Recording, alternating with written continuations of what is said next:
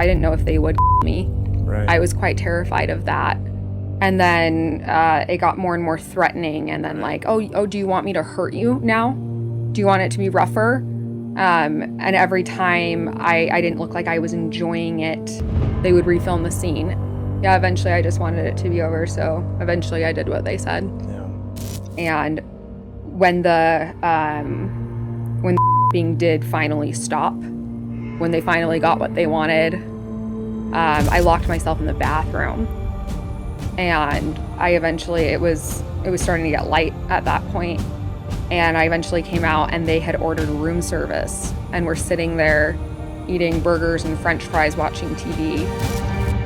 What do you guys think about that?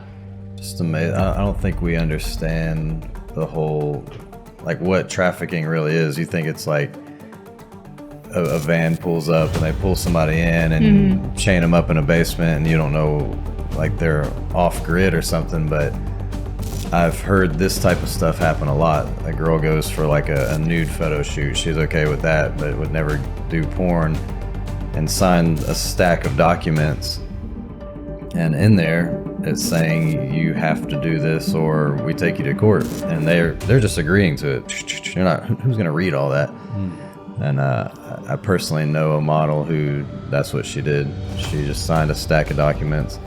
She went for a modeling photo shoot, and then they said, okay, now we're going to do the video portion. And she thought, oh, cool, like some behind the scenes stuff or whatever. And instead just signed stacks of papers. And then once she found out what she was on the set of, when she walked in the hotel room, she was like, I'm not doing this. And I said, you signed the papers. Yeah, if you don't, we will take you to court. And you're talking like millions of dollars that you can't pay.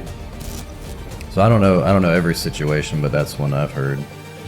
Yeah, it's always heartbreaking to hear stories like that. And, shout out to her for having the strength to share that experience and bring awareness in that regard. I don't understand the mind of people who do this type of things. Like, how degraded do you have to be to do such an act and then order room service afterward and watch TV?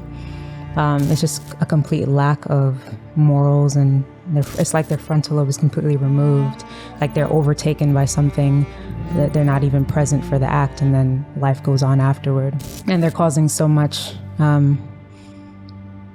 trauma to the people that not just are there in the room that they're doing it to, but those watching as well and those participating in it. They don't think they are for, I think, two reasons. Because, I wasn't in the room and it's online anyway, whatever. But the other side is like, she said that they would refilm if it didn't look like she was enjoying it. So they're pushing out this idea that, the model, the girl, is on board with this, is enjoying herself, when clearly that's not the case. When I say clearly, it's more of from the perspective of, the victim of like, no, she's not enjoying it, but she's being forced to make it seem as if. It's like everything is not always as it seems. And if there wasn't a market, then people wouldn't do it. And so It's like we're looking at them like, why would you put yourself in that situation and all that? But the other side is, well, why are people invested in this type of stuff? If there was no money in it, it wouldn't be done.